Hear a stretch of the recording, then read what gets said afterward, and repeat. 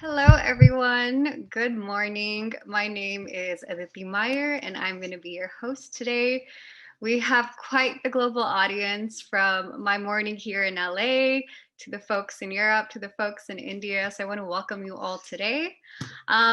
I want to start by introducing State of Fashion. So, State of Fashion is an international fashion platform that connects pioneers in the fashion industry, from research and business to design, and helps connect all of these ideas.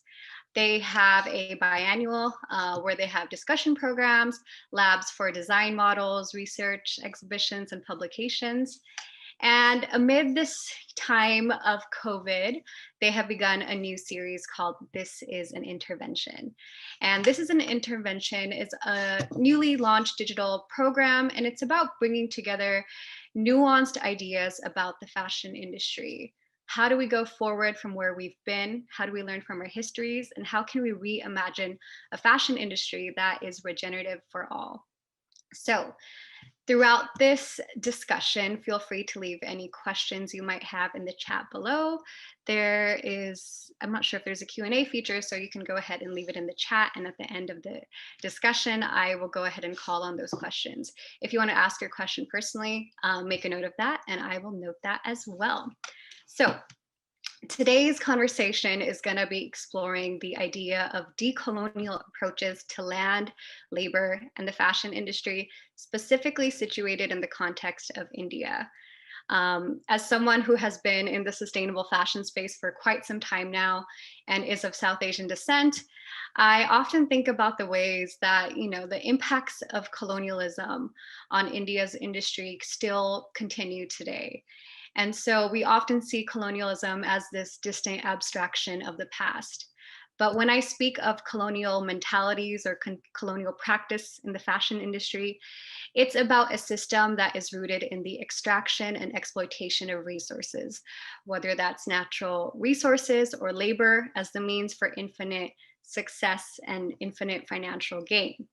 So, when we have this basis that we frame our business model on, we need to really reorient that and decolonize that understanding. And so to start, I would love to have each of my panelists introduce themselves. First, we have Nishanth Chopra of Oshadi Collective. We have Rupsi Garg of Kheti Virisat Mission. And lastly, we have Dr. Vandana Shiva. So I am going to ask my lovely panelists to go ahead and start their videos. And Nishanth, if you want to start by introducing yourself, that would be great. Hi, Aditi. My name is Nishanth Chopra, and I'm founder of Oshadi. I started Oshadi about 4 or 5 years ago when I got back from finishing my graduation. I joined my family-run textile business, and I just realized that mechanized way of doing things was not enticing for me. And I used to travel to a lot of villages while growing up, and I just realized that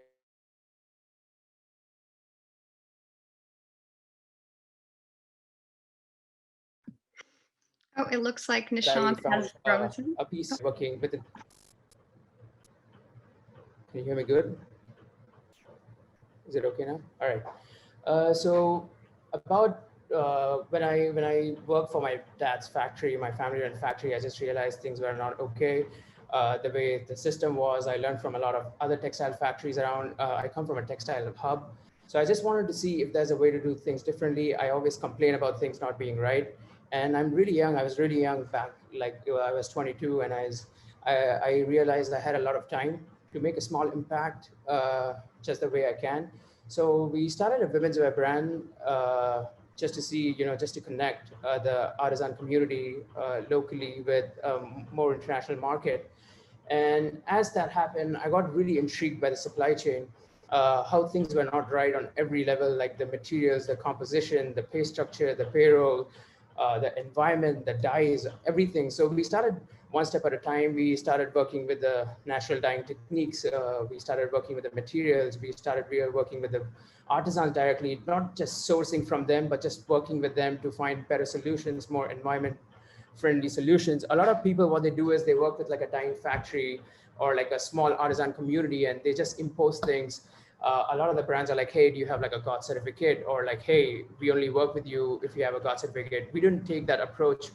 we started working with artisans directly, and we told them, hey, this is the solution, and we are going to bring in dyes, and you can adopt these dyes even if you don't want it to adopt like for everything you do. But let's start somewhere just with our work, and then if you keep if you like working that way, and then you can expand it to your other clientele.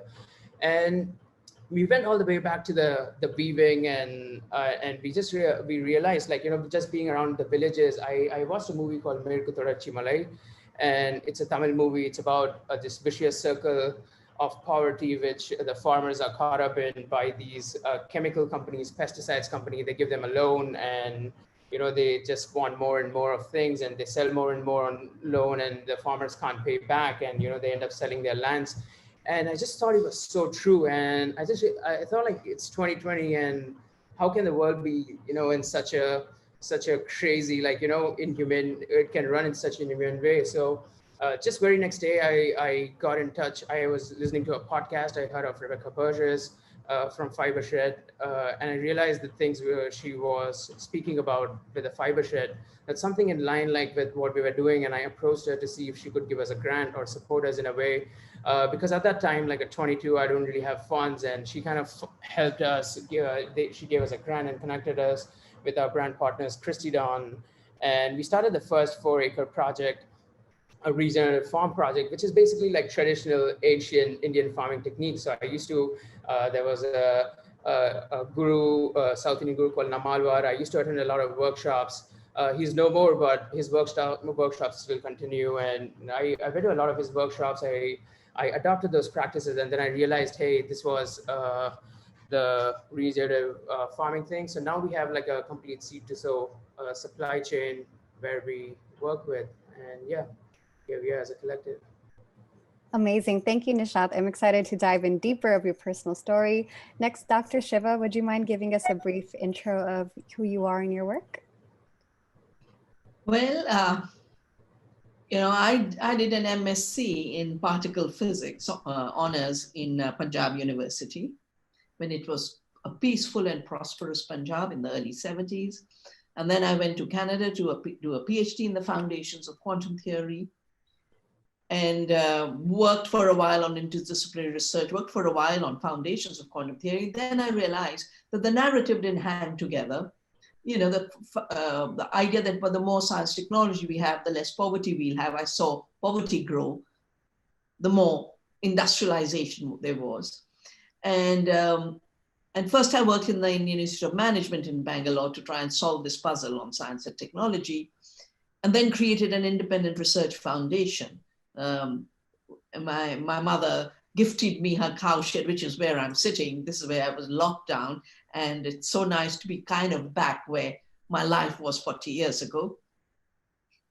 And it was during this period I was working for the United Nations University on a program on peace and global transformation, conflicts over resources.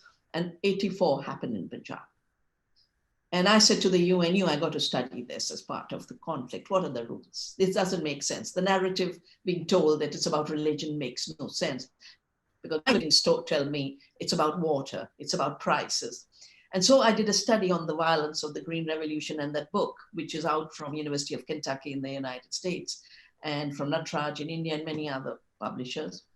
I did that book and then took a pledge. I'm going to commit myself to nonviolent farming, with no idea at all about where it will take me. But I discovered then ecological agriculture, organic farming, all the scientific principles. And 3 years later, I find at a meeting on biotechnology that the chemical companies, the Monsantos and Ciba-Geigys, who are now the Syngentas, are saying we're not making enough money selling poisons, we got to own the seed.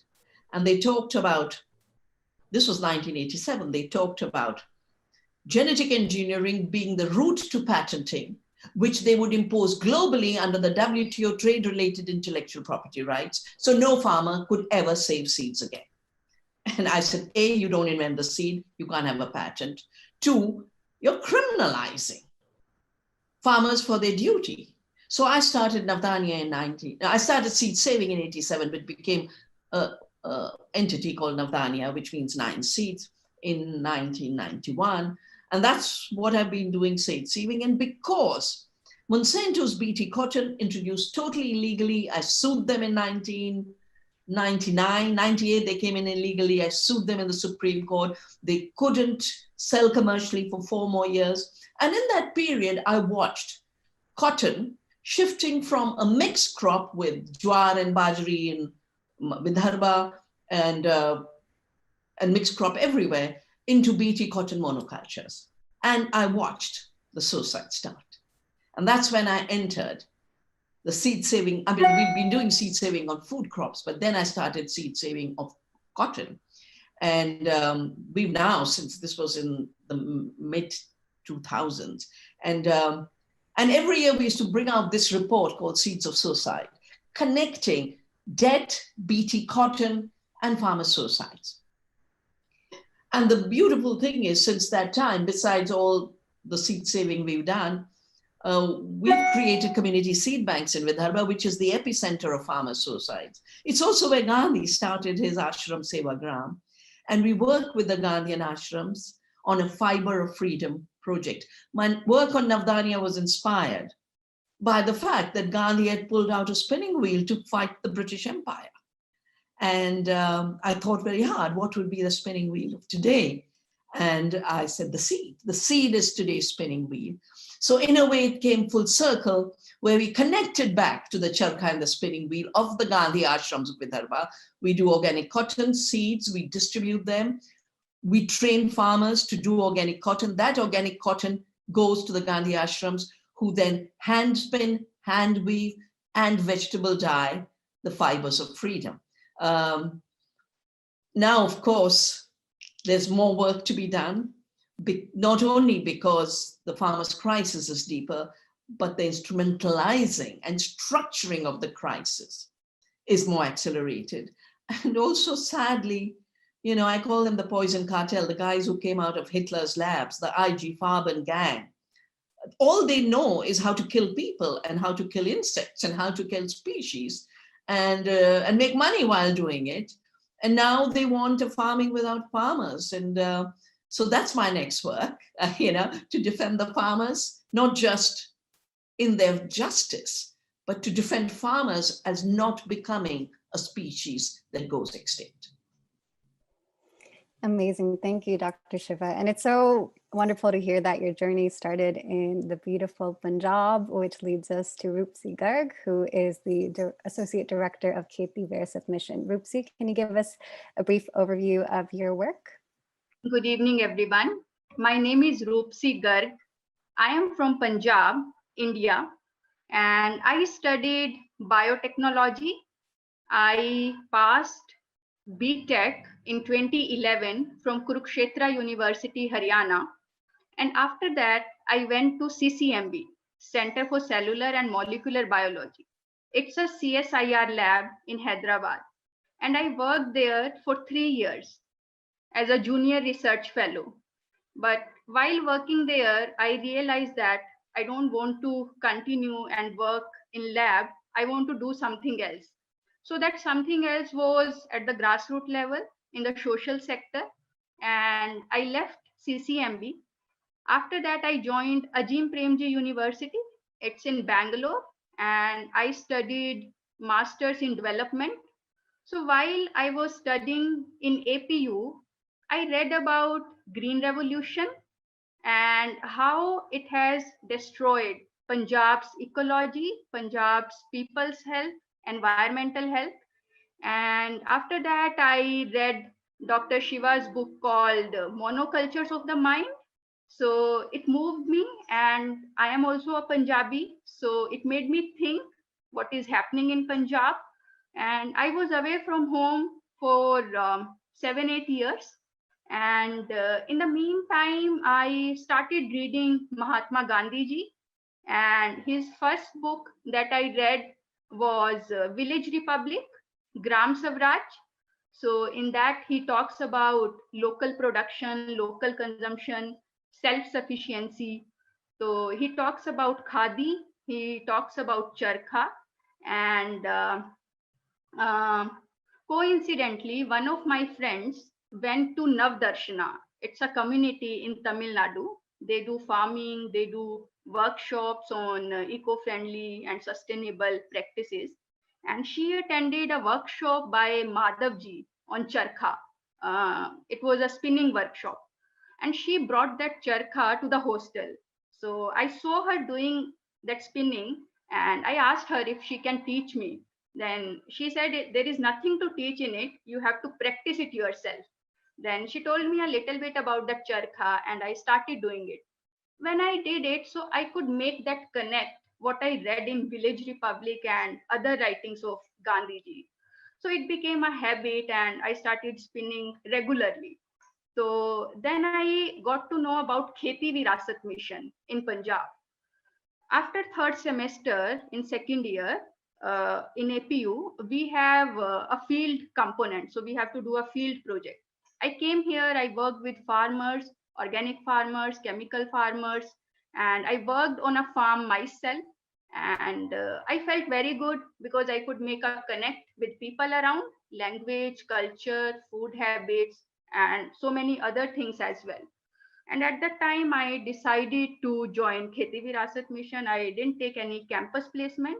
And after completing the post graduation in 2018, I came to KVM. And since last 2.5 years, I'm here. And after coming here also, I got organic cotton, desi cotton, because Kheti Virasat Mission has been promoting organic farming since last 15-20 years. So there are a good number of farmers who do desi cotton, short staple organic cotton. And then we have women who do its hand spinning. So here also I found charkha and I could make that connect. And then we started exploring in the villages and we tried to revive this full value chain from cotton to yarn to fabric and other traditional art and crafts also. So we have an initiative called Trinjan, and Trinjan is a Punjabi word. It symbolizes the sisterhood and, Right. and the connection that we have with each other, with our environment, with our culture. So we have about 250 to 300 artisans associated with us, and they are working in different villages. We are working in 3 districts, Faridkot, Barnala, and Muktsar. And I see a huge possibility in it. It is not just about the art, it's a way of living, and it tells you what we are actually. Perfect. Why Thank do you, we? Rupsi. Yeah. Yeah, well, I'm gonna stop you there because I want to dive into deeper into Thrinjan and all your work throughout as we go through this panel. All of you touched on such important touch points in history, as well as what's happening currently within the landscape of India, from the Green Revolution to the modern farmer bills. But I want to take a step back and rewind a bit. And I want to talk about the beginnings of this shift where we had colonization. And in 1664, the East India Company was created. And one of the major goals was to subdue India's textile economy. And so there was a plan, a systemic plan created to subdue the Indian farmer and make the switch from subsistence farming to cotton crop. And this was a very pivotal point. Not only would this eventually subject farmers to a cycle of interest-laden debt, it would also diminish the food supply. India was to constantly supply the British mills with cotton, being only the exporter of raw material, only to be sold that cotton back at a premium, which left our own spinners and weavers unable to afford that cotton. Britain became this workshop of the world, and especially during the 19th century, the US and British cotton relationship, which was predicated on the use of slave labor in America, also further diminished India's textile economy. So with that framing in mind, Dr. Shiva, you have said that the rupture of oneness with the earth was a very deep construct and impact of colonialism. So we know this to be true when it comes to the modes of agriculture and how our relationship with land and labor is so predicated on output, output, output. So I'd love to know, how do you think colonialism has affected our modern day understanding of both land and labor? So yeah, the East India Company, as the name tells you, was created to conquer India, because India at that time was 25% of the world economy. We were the world economy, and we were the traders of the world for spices and textiles. And given that your platform is a fashion platform, literally till globalization. For me, the poorest woman in the poorest village was walking fashion, because we'd managed after independence to bring textiles back. Textile, hand spinning and hand weaving had been totally crushed. And I want to read you a quote from my book, The Violence of the Green Revolution, about the state that the East India Company chartered by Queen Elizabeth in December 1600. 300 merchant adventurers, gangsters of Europe got together, just like today the gangsters get together to create companies. And of course, hijacked the entire spice trade, totally colonized the land, and I'll come to that, but because you're a fashion group. 1864, it is evident that the whole population must be far nearer a state of pristine nudity than ever before.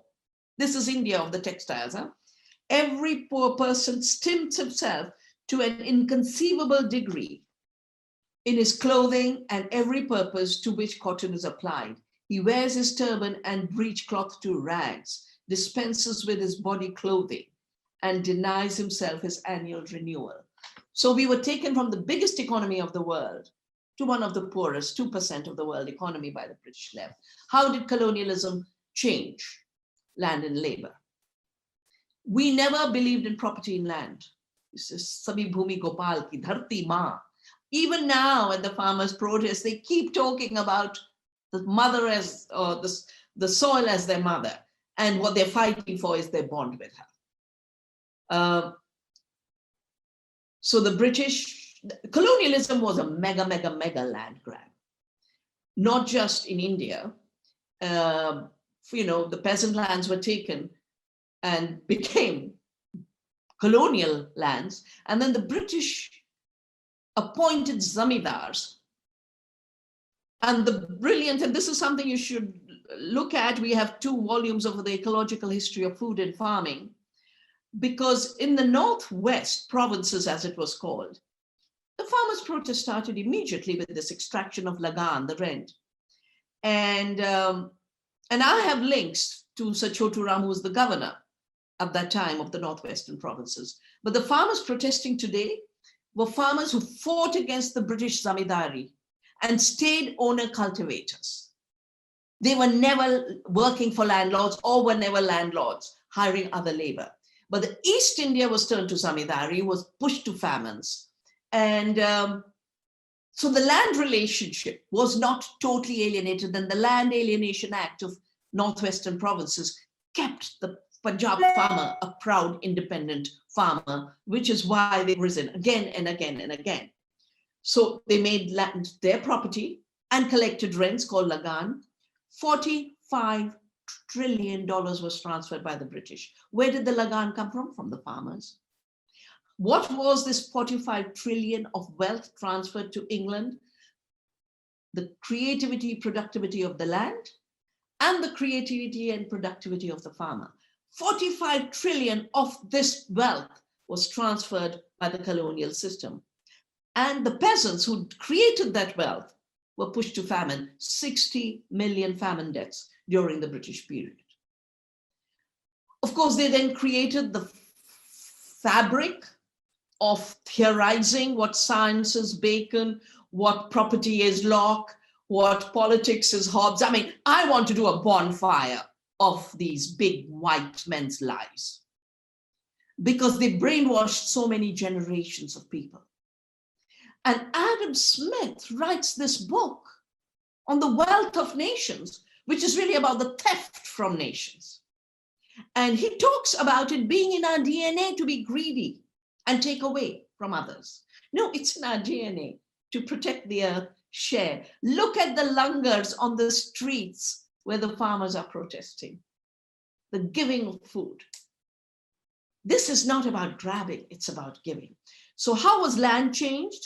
It was turned into property, but of the colonizer. And the original non-prop, they were custodians. They were left destitute. But land was also turned into an inert dead matter. And all the theorizing of the Bacons of that time was the earth is dead matter. So not only did it take life, take away resources of the presence, it took away life from the land. And my life's work for the last so many decades, 50 years now, has been to show how capitalist patriarchy totally redefined our relationships with the earth and our perception of ourselves. Our bodies were also turned into inert raw material. And our only work was as slaves. But if you think, and the narrative that was built, it was the mills of Lancashire and Manchester that created the wealth of England. No, they were colonizing 200 years before those mills came. And their empire was an empire of cotton, for which they grabbed all of the land of the indigenous people of the Americas, turned it into cotton plantations. But because it was so much, they then had to capture Africans and slaves and do tell the Black Lives Matter movement that it is time to create a global unity against colonialism. It is not just a problem of one group of people on one piece of land. It's a global problem. And we are connected through cotton being turned from the thread of prosperity to a thread of slavery. In terms of labor, this, I think, is the big deconstruction that has to be done, the decolonization of work. The earth was reduced to land as an inert input, and we were reduced to labor as a commodity to be sold. I'm not going to go into depth because so much has been written about alienation of labor, about extraction of surplus value, the entire edifice of inequality, exploitation, extraction, both from the earth and from people. And sadly, because we've inherited those definitions as if they are Bibles written by Christ himself or Moses, 10 Commandments, people still think within those categories. So people are taking it as inevitable. Even though Gandhi totally challenged the idea of industrialization with the spinning wheel, people are taking it as inevitable that artificial intelligence and robotics is going to destroy all work and 99% humanity will be useless. Now is the time for the spinning wheel in every hand, the seed in every hand. Decolonization means the colonizers' agenda must be challenged with another imagination. Incredibly powerful, Dr. Shiva. And I love the way you talk about those interlinked oppressions, from the forced removal of indigenous folks in the Americas, enslaved Africans, to what was happening in India during this time of the British Raj. I also love the idea of this discord of seeing humans. Once we are nature, we weren't nature, we are nature, but this discord that created this human nature divide was also key to all of this. You concluded on the idea of the charkha and the spinning wheel. And for those that are not familiar, during the fight for independence against the British Raj, a key tool of resistance became khadi. And so Rupsi, I know your work deals a lot with the charkha and khadi. So I would love if you could give us a brief history on how khadi and the charkha was used as a tool of resistance. What did that look like exactly? Yeah, so for me, charkha is not just making yarn out of cotton. It's a way of living, and it tells you about your lifestyle, what values we inherit through charkha. As the charkha keeps revolving, our life is also revolving around it. And it talks about the cultural associations that we have among human beings and with our environment, our physical environment, our ecological environment, all these things. So if I go to villages these days, I can see those connecting links. There are farmers, there are different kinds of artisans. They are spinners, they are weavers, they are blacksmithers, they are carpenters. So village as a unit, and how these different chains, these different links are connected to each other. They are dependent on each other, but still they have their own independence.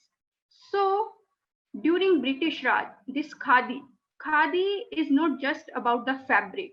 It is about our way of living in each sphere, that we are able to produce that much that we are able to fulfill our own needs, and we have some surplus also. So in Punjab also, what I have observed in last 2.5 years, there is that skill, but that skill is not valued anymore because the social structure is broken. There is a disconnection with our immediate environment. So there are women who can spin, who can weave, but all these women are in their old age. They are like 60 years, 70 years, and some are 80 years old.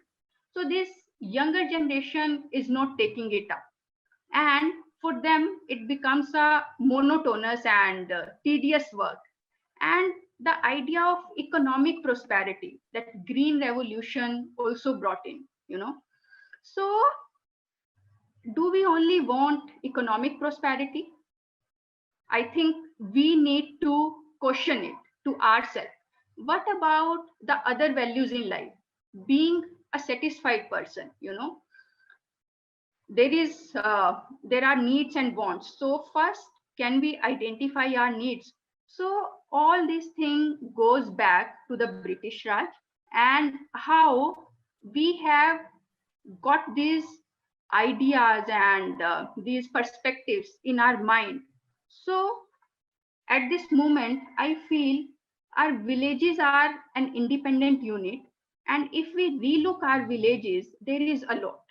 There are huge possibilities, and we will get to know about ourselves also.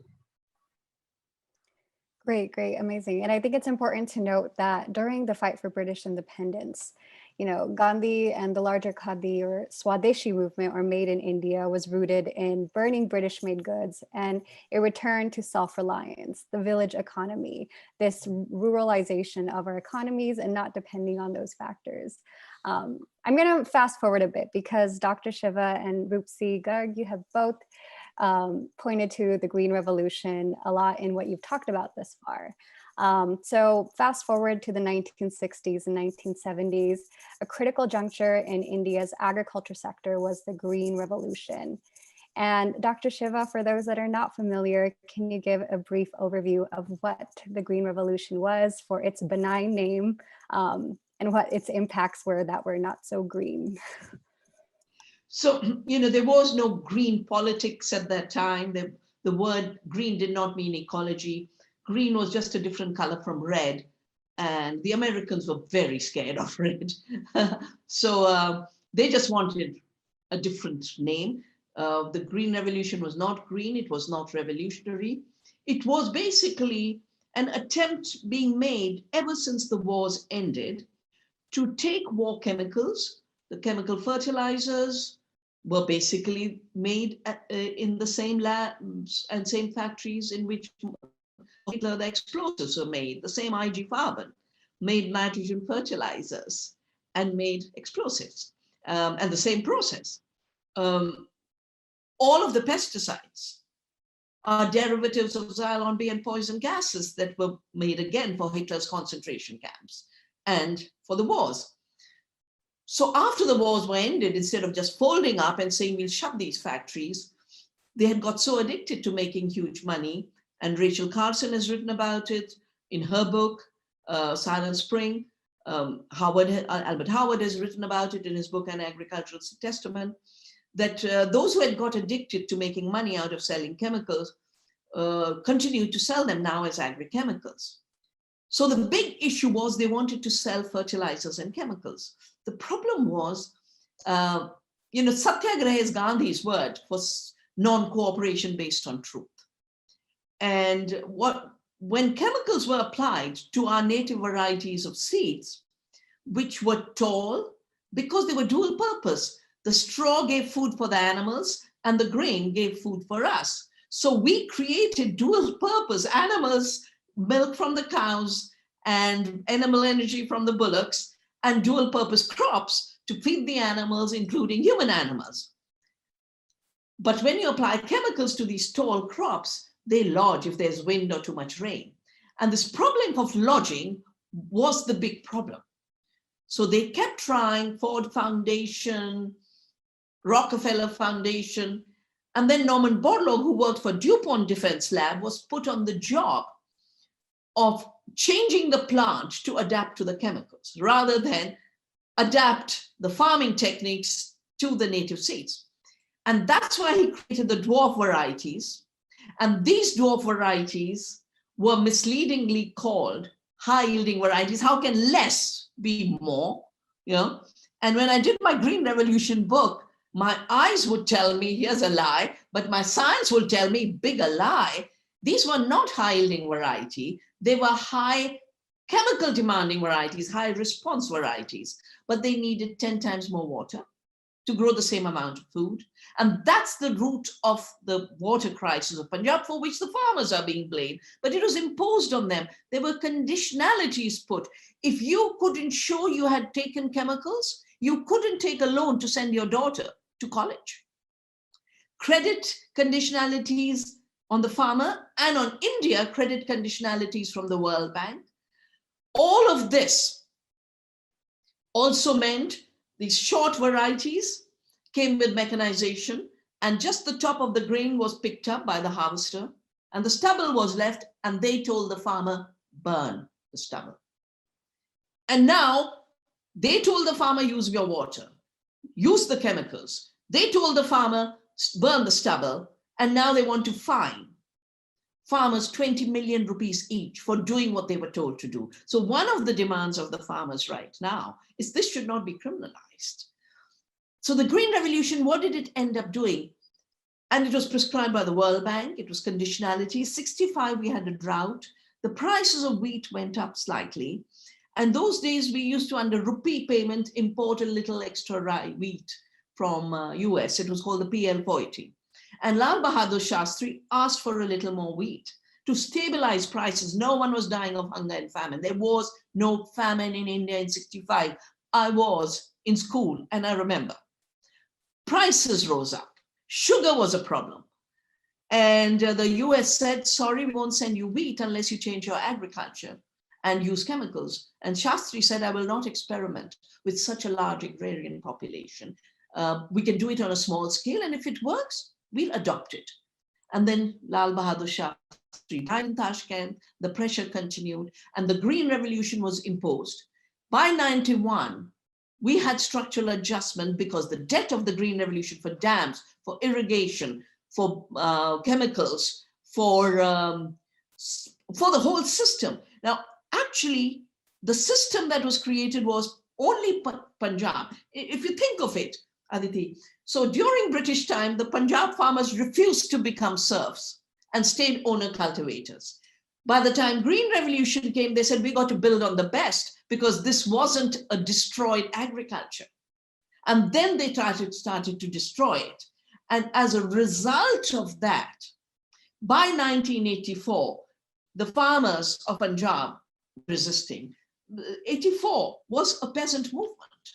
The narrative was changed, but it was a farmers' movement. And the farmers were saying, and I have it written here, the Shiromani, there was a declaration, I think, the Gurmat Khasla said, if the hard-earned income of the people or the natural resources of any nation or region are forcibly plundered, the goods produced by them are paid at arbitrarily determined prices, while the goods bought by them are sold at high prices. And in order to carry this process of economic exploitation to its logical conclusion, the human rights of people or of a nation are crushed, then these are indices of slavery of that nation, region, or people.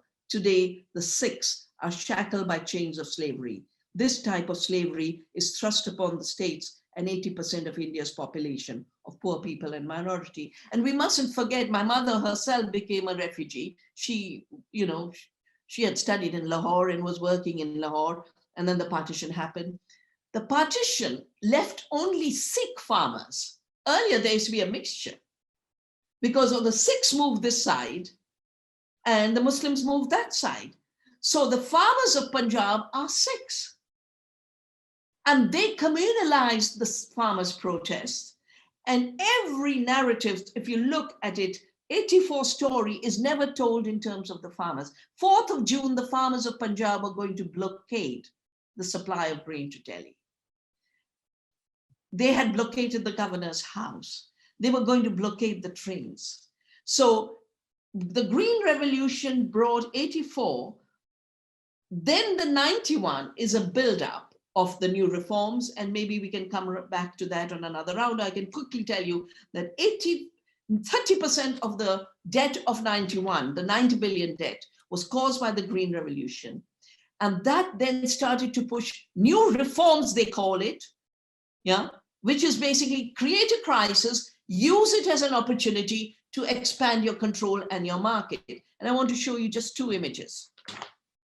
So in 2000, I did a public hearing on farmer suicides. This was in Bangalore. This is a Sikh farmer who had come, whose brother has committed suicide because of debt. And that's not all. In 2006, this is still in my heart. I still carry this pain. You know, usually in Punjab, everyone's with a colorful turban, all the women are in colorful chunnis. This is all white. 2,000 widows in a Gurdwara in Bhatinda, giving evidence to us. We were on a jury, a public jury of a public trial, 2,000 widows. And all of them said, and then he took the spray, as a spray kehte hain, you know, in Punjabi, a spray, yeah, the poison spray. They took the spray that got them into debt for the BT cotton. They were all BT cotton farmers. Vidarbha suicides, Bhatinda suicides, all connected through the poison cartel. And what we are seeing on the streets of Delhi or all over the country today with the Bharat Bandh is a continuation of this exploitation. And to me, this is genocide. I've said it, I've been trolled by the Monsantos of the world. But when you deliberately harm a community, and farmers are a community, and you cause harm to the extent that 400,000 of them have to commit suicide, this is genocide, and it has to stop. And I hope your networks will play their role to create another economy through a new solidarity. Thank you, Dr. Shiva. I want to pivot to you, Nishanth. You said you grew up in Tamil Nadu, where your parents had a large textile factory, and you saw the adverse effects of industrial manufacturing, from polluted rivers, smog, infertility rates to cancer. When you returned from college abroad, you decided you wanted to change this. So I would love for you to talk about how Oshadi is reimagining the supply chain, one, to be more equitable, and if you could talk on specific issues like contract farming and how you've imagined a full supply chain, that would be great. You're muted. So yeah, when I got back from the university, that was the first time, you know, I become serious. You know, before I go, I was like 17 years old, and you know, I was a bit childish. So I get back 22. I just look at the textile industry, and I actually did a big course on sustainability while I was at the university. And I came back and I looked at through my educational perspective. And I realized how biased the world is. Like, you know, especially humans, they have like different ways of looking at things. So when they look at their own child, you know, they have a completely different outlook on things. And when they look at someone else, and I saw so many rivers were polluted. I read that every 13th person in my hometown has cancer or likely to get cancer. And the biggest businesses here are like the infertility clinics. And I also saw like how a government or like an organization decides what a minimum wage is, and they end up paying like $250 to a farmer. When you pay 250 rupees to a farmer, it's like 7,500 rupees a month, which is, what can you do with 7,500 rupees a month? Like, you barely get through your life, you barely pay your rents, you barely eat good food. How can you, like in India, education is not, you know, monetized by government, healthcare is not. So they definitely need to save up something. I was just like so disturbed by this biased look of this world on, you know, different groups of people, like a certain segment of people just controlling thousands and thousands of workers, you know, deciding what a minimum wage for them is, or deciding, you know, how they could be polluted. And I was just so surprised that, you know, government has not criminalize this pollution of rivers, which is why, like, you see thousands and thousands of fishes like dead, and, you know, all this like poultry, millions and millions of chickens, you know, in one small space. And I was just like really disturbed for a couple of years, and I was really furious about this. And I decided that I think it's enough of complaining and maybe start like a small impact, even if it's tiny. At least I played my part in doing that. And we started firstly working with the artisans and finding out like a new income level. So we used to also work with like a lot of brands, and the system, the rate, like when we started doing the farming, we figured out the rates for different things like the farm, the sowing, the thing. All the rates are completely like low. I can't believe like government like says it's 280 rupees is a minimum wage. Like I just because a privileged person has the right to decide that doesn't mean that's like a right system. So I just realized the entire system was like completely screwed. It's just like wrong things are being taught through the system, like through spending, through farmers. Like a farmer is earning 250 bucks, like we pay them 350 rupees, which is really low, like compared to what our standards are. But if you take it like higher, brands won't buy stuff from it. The current rates for a farmer are like 200 bucks, 225 rupees a day. And I was just like, how can you get through life? Like without 1,000 rupees a day, you can't get through life. You can't save up something for your kids' education. The kids then become like recluse when they grow up without parents, like, taking care of them. They come out as rebels, not rebels with like, with a cause, but they just come and destroy things. And, like, it's just like, it's a cause and effect. And we started working with like brands, and we figured out a supply chain. We made our own rates. We didn't look at the system, what the rates were. We worked backward. We saw like how much the farmers, how much would they work to get this income. And then we finalized the cotton rate based on what the yield was. So the cotton rate, how can it be consistent? Let's say you have one season of drought, how can the cotton rates still be the same? It just doesn't make sense. And we realized, okay, we go backward, we figure out how many meters of fabric does a brand want, and then we go backwards from that, then just have an estimate saying that, hey, we would do like 10 acres and you'd have this many meters of fabric, but that is not guaranteed. It can be 20% up, 20% lesser, 20%, it could be anything. But that's the thing you get into. That's kind of a system we can get into and figure things out. And fortunately, we had brand partners who support us to make that happen. And that way we just change the rates. So all the seamstresses who work with us, they get like at least 1,000 rupees a day. All the weavers who work with us, they get the similar wages, like 1,000 rupees. I don't think anywhere, like I've visited so many handloom places around India, like in Gujarat, in Vidarbha, in like all the income rates. Like I see so many brands working with artisanal companies.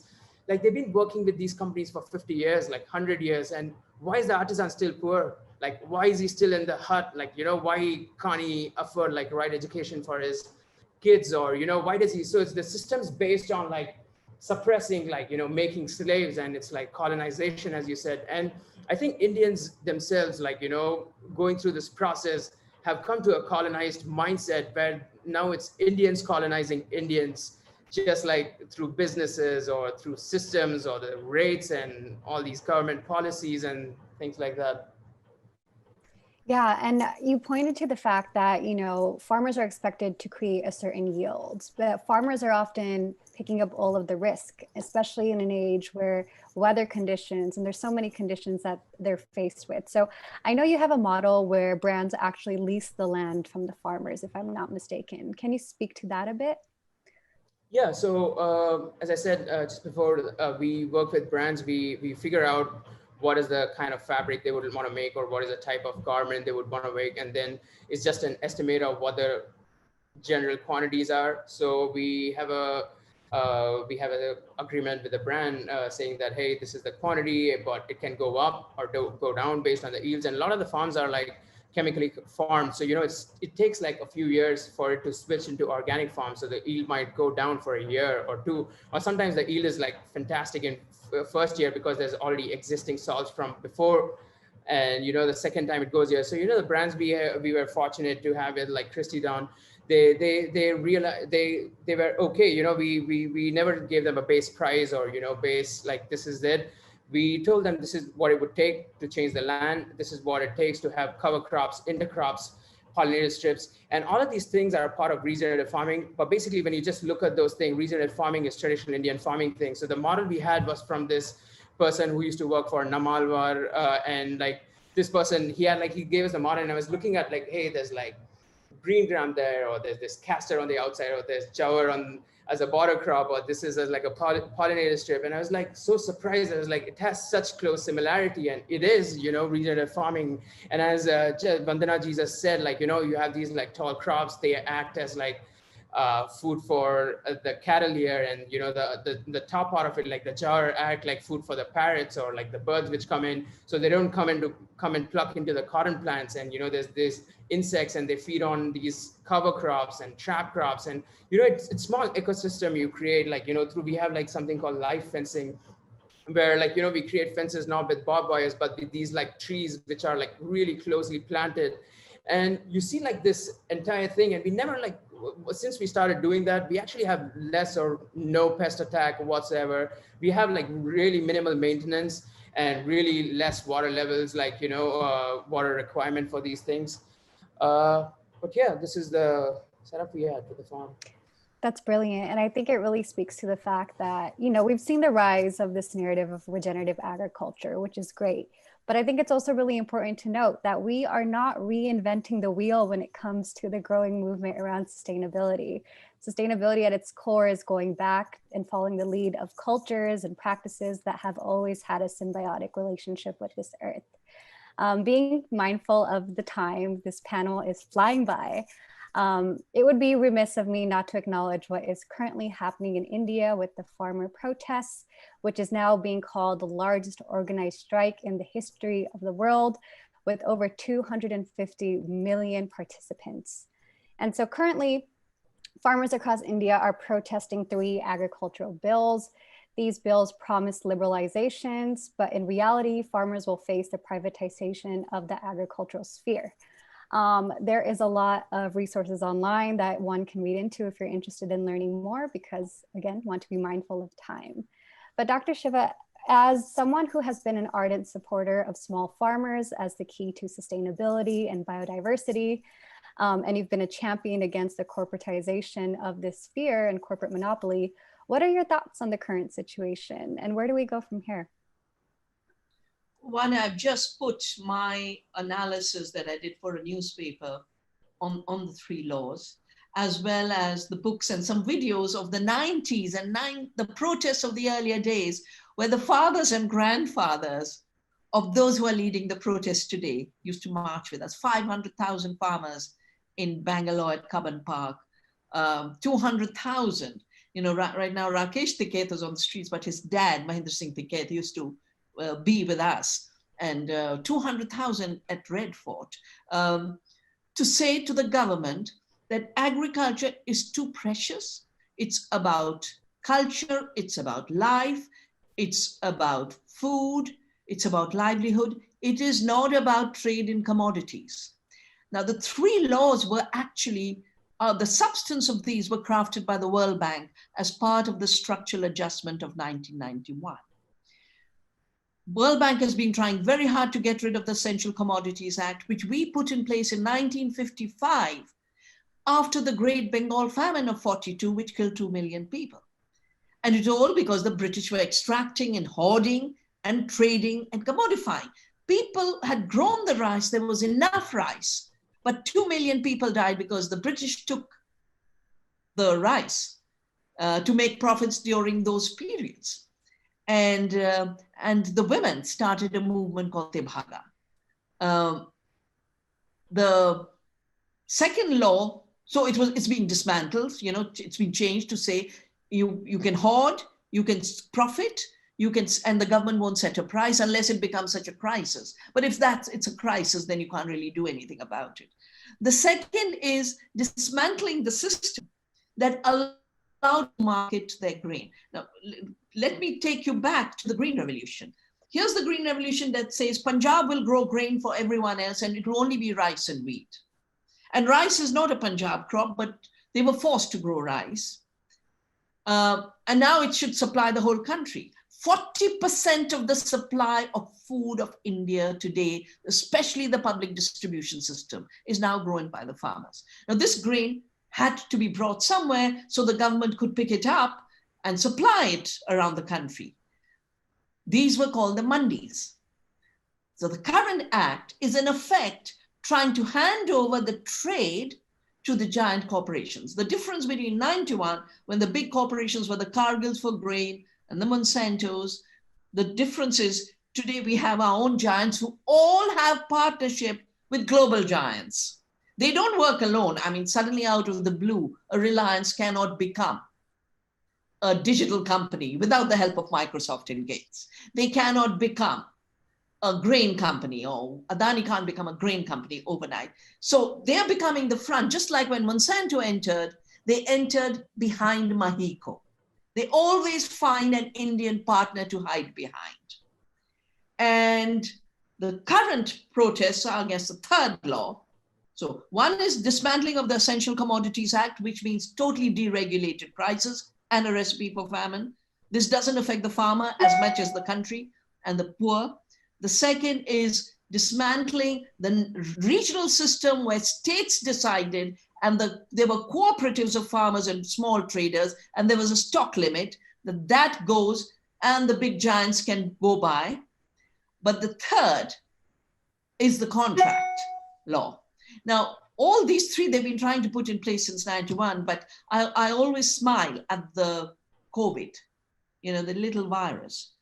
I say so many racketeers hid behind you, COVID, to do things they could not do when democracy was vibrant. But the beauty of the protest today is, in spite of the lockdown, millions of farmers have shown how a vibrant democracy can look. So how did the contract farming begin? This will be interesting to you, Aditi, that it actually began back again with the crisis of Punjab. And here's the ad that our dear Pepsi put. What did they call it? Today, Punjab has the promise of 100 years of spring on Baisakhi Day. They started to try and get in from 86 onwards. The crisis is 84, 86 they try. They're given approval in 88. The entire system is changed for multinational entry. A new ministry is created for food processing. And to understand what farmers are against, let me give you a figure of Pepsi. So all of Pepsi's projects and contracts totally failed in Punjab. We've done many studies on this. They brought potato and they brought tomato. They'd pay farmers of Punjab 50 paisa. Farmers couldn't survive. And then they'd collect 10 rupees from the government to export ketchup. And they weren't allowed to enter in the name of Lays. They used to call it Leher in those days because of some restrictions. Potato, they moved out of Punjab, but they went all over. Their suicides among farmers of potato, locked into contract with Pepsi. Pepsi makes you pay 20 rupees for a junk food package. Farmer gets 0.04 rupees, 4 paise for the potato in that junk food package. And then they tried to sue. I was part of writing the laws for India. I worked with Parliament on the patent law. The agriculture minister invited me to draft the farmers' rights law. We are the only country in the world that has a law, the Plant Variety Protection and Farmers' Rights Act.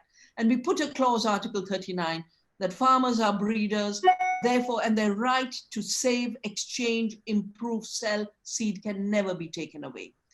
Pepsi sued 4 potato farmers of Gujarat last year for 40 million rupees. I sent this book to the lawyers and the judges, the book which has these laws, and Pepsi had to withdraw that case.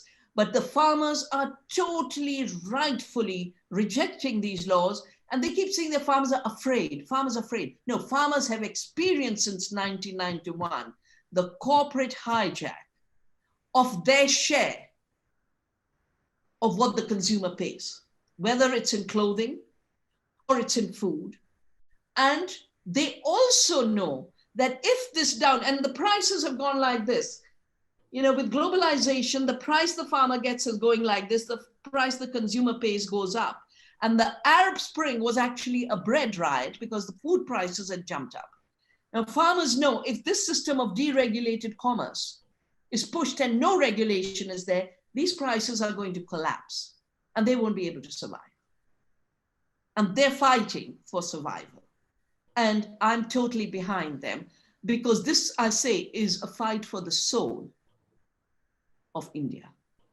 It is a fight for the civilization and its values that has consciously stayed agrarian in spite of repeated attempts to dismantle our agrarian soul and leave us both desertified in terms of the soil and desertified in terms of our soul. So we are in a very, very critical juncture. And I've seen too many tricks played over these decades of work I've been doing. And I just hope all the strength stays with the farmers who have shown their strength so long. And they continue to say it's either yes to our demand of repeal the laws or a no, in which case we will not go home till you repeal the laws. Incredibly powerful. And I have a call to action for the audience is amid this age of corporate monopoly and corporate hegemons and how all of that ties into media, please amplify what is currently happening on the ground in India on your platforms if you can. I feel like a repetitive theme throughout this conversation was this intersection between culture, identity, and ecological sustainability. Rupsi, when I first came across your work with Kheti Virisat Mission, it was through a documentary that they had put out. You could find the link in the chat about Trinjan.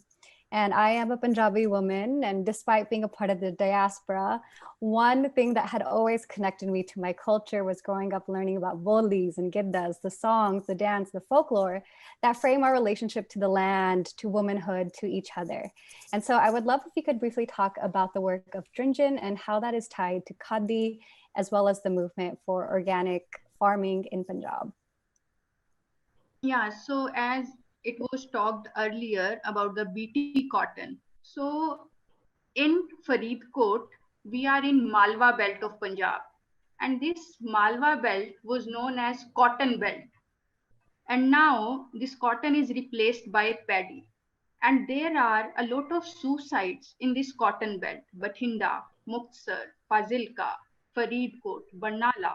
All these districts come under this cotton belt because in the cotton, a lot of pesticides and chemical fertilizers are used. And where the consumption of pesticides and fertilizers are high, the suicides are also high. So this area was known for cotton cultivation. And that cotton cultivation was not just restricted to the farmers, that it is being produced and it is sold, but it had a complete value chain after cotton production.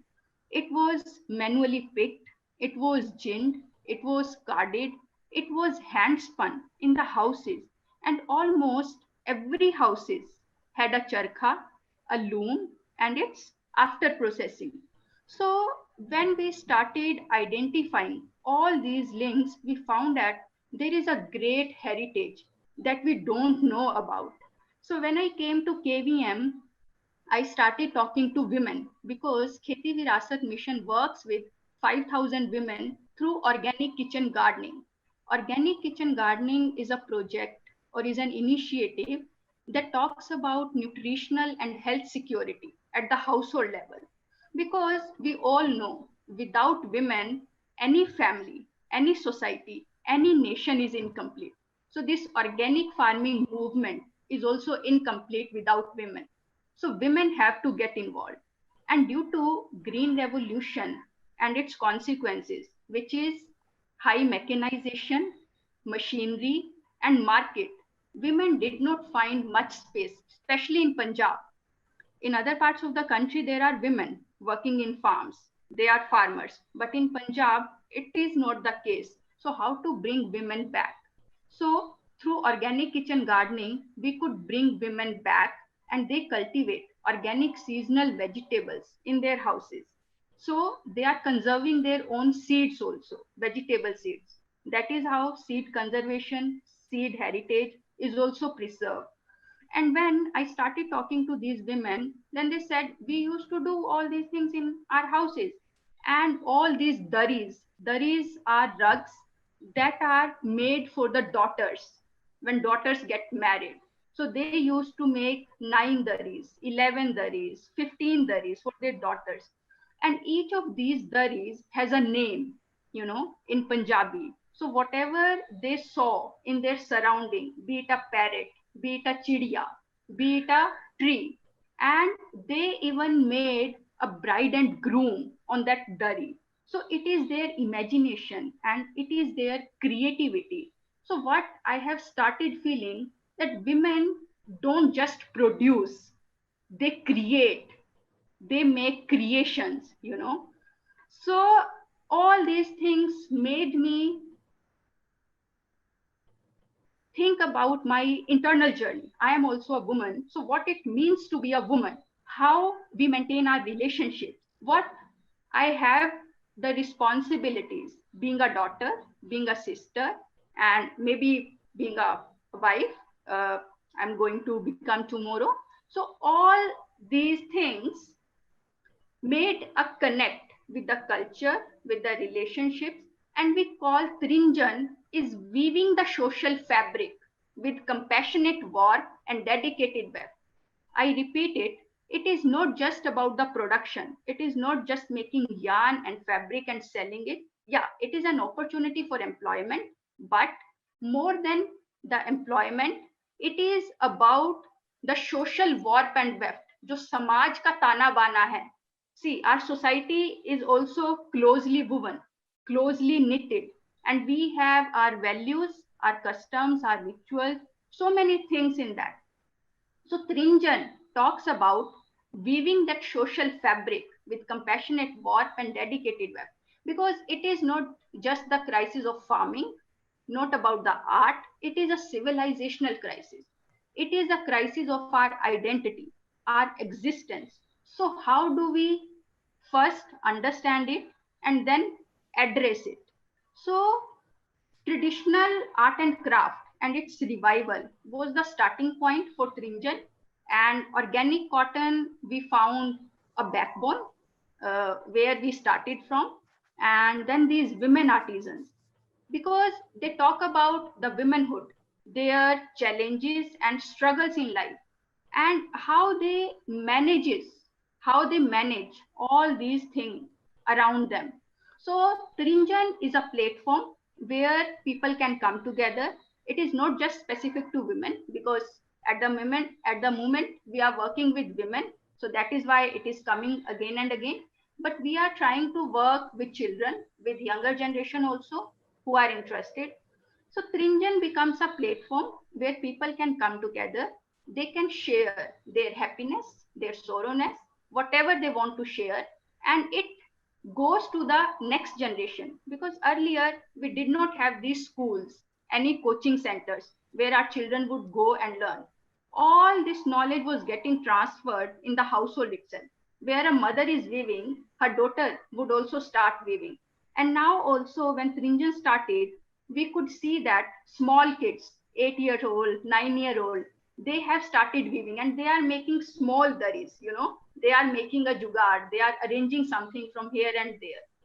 So initially we heard from people that we burnt our charkha because it was just a piece of wood. It was not symbolizing anything else. And when we asked about the loom, they said we sold it to a kabadi wala because there is a iron frame for that loom. So you can see that this disconnect and that disassociation with our own things, what we should value, what is precious to us, and nowadays what has come to it, what has it become. So all these things are crucial to us, and in Trinjan we are trying to emphasize the intrinsicness. Okay, there is an external value also, there is an aesthetic, there is marketing aspect, there is employment aspect, but what a charkha and a loom can give you internally. Here I would like to talk about a person. His name is Baba Ronki Ramji. He is from Jalandhar district, near LPU Fagwada. There is a village. I am not remembering his village name. He is 71 years old and he is from a traditional Julaha family. Julaha means a weaver family. And we got to know about him. We went to meet him. And when I asked him, what is weaving for you? You know what he replied? मेरे लिए weaving प्रभु का नाम लेना है. मतलब weaving is worshipping the god. It is not just making a fabric and something like that. So he is the only weaver left in that village. So we are trying to connect those dots that are still existing. Okay, we have lost everything, that is fine, but what we have, let's preserve it, let's collect its seeds. When the right time will come, it will be able to grow, germinate and spread. So through Trinjan, we are trying to connect all these things. Rupsi, that is so beautiful. And I think it speaks to so many things. This is not just about the charkha or the spinning wheel. This is about culture, a way of life. You know, when you do the spinning wheel, it's inherently meditative. And the way it was done was usually in a communal way. So it was a form of knowledge transfer, as you spoke about. And I think that is also powerful. Um, Nishanth, I know that you are very passionate about correcting the industry's narrative around Indian artisans. A lot of the narrative around India, especially in the sustainable fashion scene, has been about rescuing people. So I'd love your thoughts on how you are kind of using Oshadi Collective and your work at large to kind of change that narrative. I think everyone around the world knows India has exceptional craftsmanship. All the luxury brands, ready-to-wear brands around the world, like, you know, most of their work relies on Indian embroiders or like craftsmen, and you know, it never goes out, like, you know, it's never told as a true story. And you know, when someone's working, like, I know organizations like Harris Tweed in the UK and many more organizations in France, and when they speak about the work there, they speak about, oh, exceptional craftsmanship, and this, it takes so much time to weave that. It probably takes more time to weave that in India, you know, because they make more intricate work here. And when they put Indian work in the limelight, it comes out as like helping a poor person, or, you know, like supporting like a person, or helping someone, or sympathizing with that. And I completely was dismayed by the sympathizing thing, you know, when they looked at me, or like when they looked at an artisan, that, hey, we are like helping you. And I was like, no, you're not helping us. We are working together, like we are partnering, and we are helping you, you are helping us. It's an exchange. And it's not like someone, you know, it's just like a completely different perspective. It shouldn't come out of sympathy. It has to come out of compassion. And the work the artisans do, like one of the best works, and all the embroideries, all the stuff, you know, we've been doing, it's always taken in the, you know, in the wrong limelight. And through Oshadi, we always wanted to show that it's not sympathizing with the artisan, is the skill, you know, like, you know, I'm able to sit here and speak to you guys, or, you know, there's another brand making millions of dollars on another side of the world, or, you know, it doesn't come from sympathy. It comes from hard work. It comes from skills, and it comes from respect for all those skills, and, you know, not showing a downside. You see like photos, like everyone, all the brands most brands who work with them, they show like photos of these poor people wearing no shirts, or like, you know, just coming in and, you know, giving a helping hand, and, you know, things like that. I think the perspective has to change. It has to be like connecting with each other instead of helping, or like partnering or collaborating with each other, and, you know, coming together as one, looking at everyone as like, not just having like a biased outlook. I think humans tend to have such biased outlook. When they look at others, they look at someone who's not wearing a shirt, or like who's just doing his work in his own way. I think with Oshadi, I actually, like, you know, when I sit down in most of like if you go to India and sit down in anyone's household on a dining table, you wouldn't see like a worker or like a cook sitting on the same table and having lunch, or like a driver, like he would just stand outside and he won't have the lunch. And this is like deeply troubling issue. You know, it's feeded into subconscious of kids when they grow up. You know, I probably learned that. And, you know, when I go abroad and come back, and I was like, man, this is so wrong. Like, you know, there's someone who's not able to sit on the same table, and she cooks food 3 times a day. She's working 16 hours a day to keep the home clean, or, you know, to have like good food. And I think like I was like really disturbed by this biased outlook. Actually, like I listened to a podcast. I heard this story about this rat. I keep telling this story, you know, repeating this, where this parent, this family has a white rat as a pet, and they take care of it like really well. And, you know, when the rat grows old and it passes away, the family mourns, and they're deeply sad about that. And a few years down the line, it's about the same family, and they see a rat, like, you know, eating on their cheese or something, and they kill the rat. So you see that perspective, like, it's the same rat. It's just like a rat because they have like raised, or, they've had as a pet. They take care of it. They mourn the dead. They, have the ceremony, like they bury it and stuff. And when they see another rat, they try to kill it. So I think that kind of biased outlook is what I personally, I work towards empowering that, or like, not just empowering that, but telling it in the right way, and honest way, and in real way, than, in like a facade or sympathizing things. I love that. And everyone needs to check out Oshadi Collective. From the way they are weaving this narrative to the visuals, I think it provides a very powerful example of what decolonized storytelling looks like, that isn't rooted in this predatory gaze that reinforces certain power structures. Again, being mindful of time, I'm going to ask our last question for you, Dr. Shiva. And that is about, again, we're at this critical juncture between COVID-19, the farmer protests. I think 2020 in many ways was the year where it has become more explicit than ever that our systems are not working for both people and the planet. So to close, I would love if you could share your insights on how the future of an equitable society rooted in sustainability requires a decolonization, which means we're going to go back to this intersection between ecology, culture, identity. So what are your parting words of advice for everyone in this space of how we can move forward between all of those intersections? I never give advice. It's a bit too arrogant to give other people advice. But what I've learned through my life is, first, from my quantum theory days, there's nothing like things. People are not things. Fabric is not thing. Food is not stuff. Everything has the potential to be living and the giver of life. And everything is inseparable. We are all interconnected. I've done a recent book on this called Oneness versus the 1%. It's available from Chelsea Green in the United States and from Women Unlimited in India and other publishers around the world.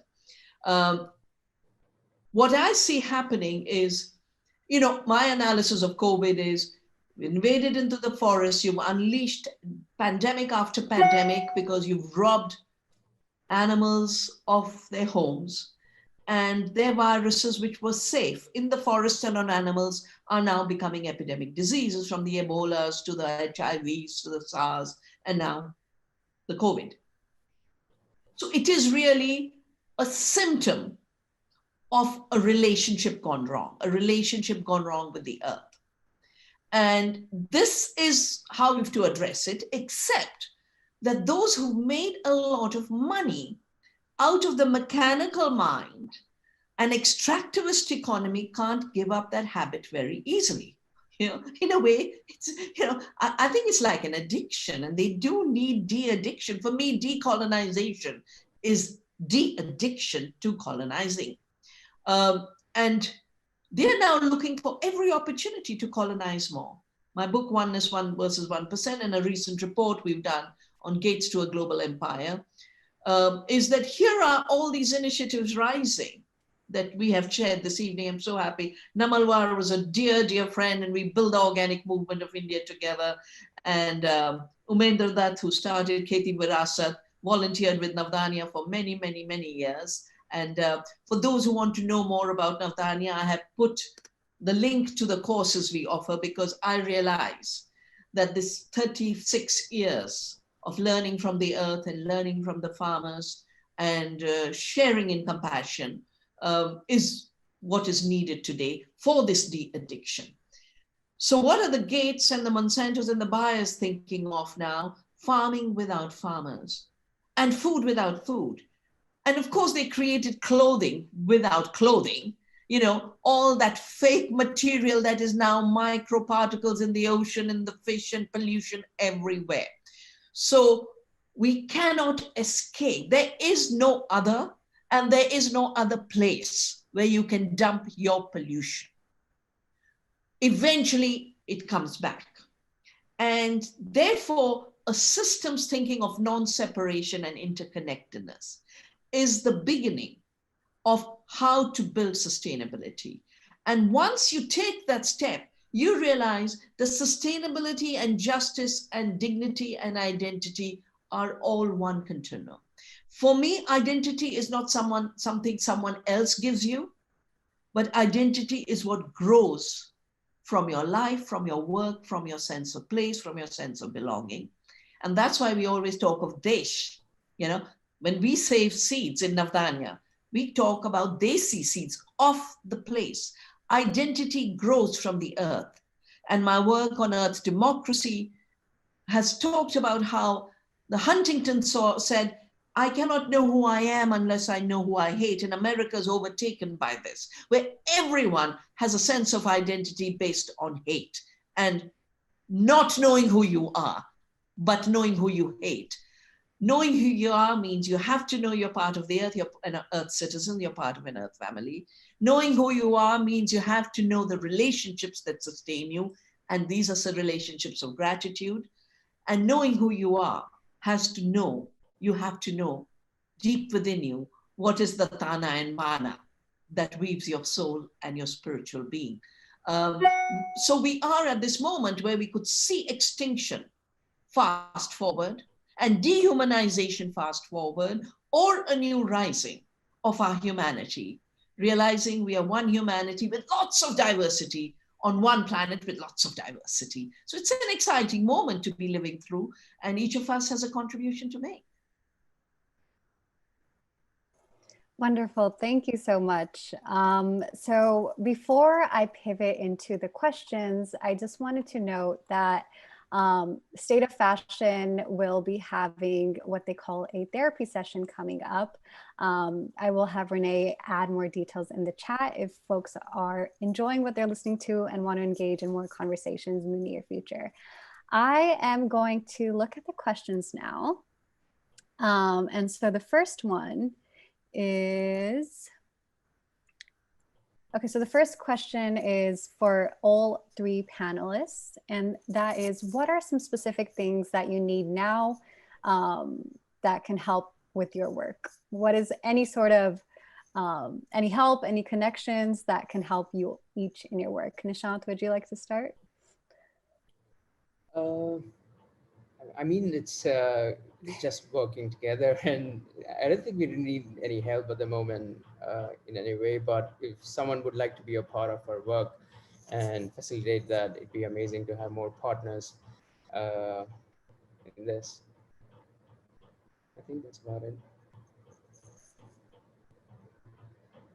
Dr. Shiva and Rupsi, I'll open up to you as well if you have any requests or things to share with the audience. Well, you know, since I started saving seeds walking on my 2 feet, we've created 150 community seed banks, including Deb, who actually started with Navdanya. We've saved 4,000 varieties of rices, but there's always need for more seed saving so that farmers have more seed sovereignty, because all the debt begins with the seed. The dwarf varieties of Punjab to the GMOs of today, and with seed you begin with decolonizing the seed, you can decolonize agriculture. So we want to create more seed banks. We definitely want, we've trained 1 million farmers or more on ecological regenerative agriculture, organic farming, and we want to make sure that in a decade, all of India is poison free, all of India is suicide free, all of India is malnutrition free. So of course, Navdanya is a trust, any contribution that can be made, but most important is to walk the journey. That's why I have put the courses we offer, because we have to walk this journey together, as Nishanth said, as partners, as earth citizens, loving the earth and sowing seeds of hope.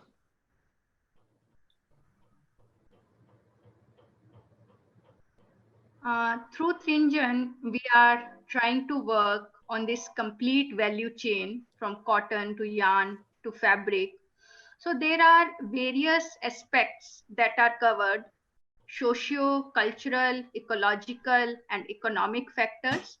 So considering all these factors, if somebody would like to volunteer, somebody would like to help us in working with the artisans, maybe in infrastructure, designing, understanding them, what skill we already have, what resources we already have, how do we make good use of it.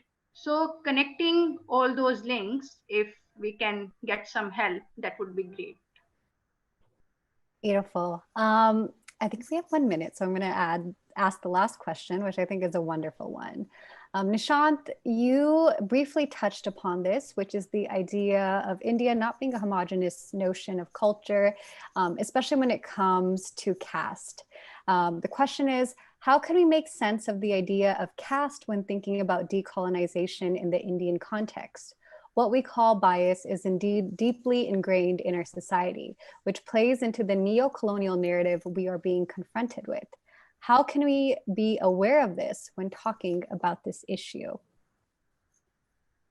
I think like avoiding the caste, I think you just have to stand up against this. And a lot of times, a lot of people don't have courage because, you know, it's difficult to do it with your family systems, or difficult to do it within the systems you're bound with. Like, for example, some other farmers who we work with, you know, they don't drink tea from another community of farmers.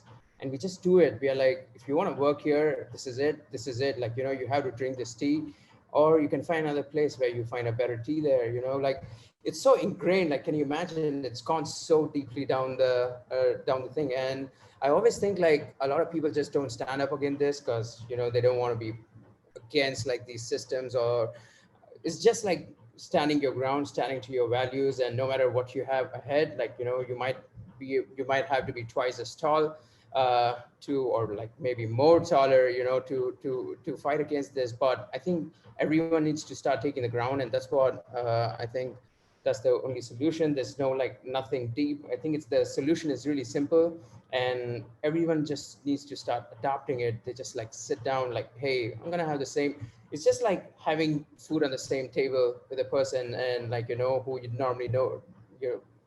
Normally the people won't have that. Like in India, I don't really know how it's over there, but in India, it's so common not to like just sit down with people you work with and have lunch on the same table. And even doing that, like, it's not about caste or something, but it kind of like subconsciously starts feeding it into people's mind that, hey, like, you know, you come from the same place and you go down to the same place, you know.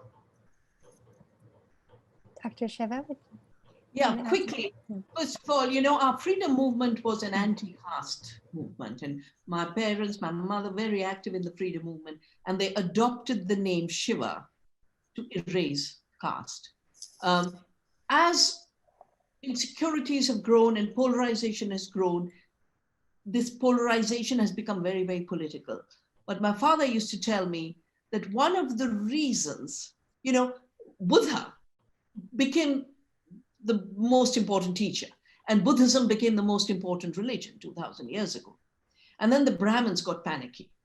So it's not that people, you know, every society has had different vocations, but they were horizontally linked, and they were chosen by birth. I want to be a warrior. I want to be a woodsmith. I want to be a blacksmith. And these were put into an hierarchy and frozen by birth by the Brahminical revival to crush Buddhism and Jainism that time. And that history is only known by the victims, as is always the case. So it's extremely important to know that the artisans of this country are the most important creative workers. They are the creative industry. And to bring their identity back through caste outside the stigma by birth and the hierarchy is our work. I've known many people who think caste, getting rid of caste is get rid of the work. The work was never degraded. It was the identity, it was the structure that degraded the good work. And Vivekananda has a very beautiful book. He says, only when the workers and the artisans rule, and because he was addressing the East India Company and as a trading company, says the rule of trade that they have brought has not just created inequality and aggravated inequality, it has actually created divisions. You know, the Hindu-Muslim problem was totally part of the divide and rule of the British Empire. 1857 onwards, that's what they did. And that is what we are still suffering. The partition was part of it. The 1905 Bengal partition was part of it. The Swadeshi movement began there. But most important is we have to realize that not only defending work, but defending the dignity of work, and with it, recognizing that the freedom to choose your work is the true decolonization, decolonizing our past, but also preventing the colonization of our future.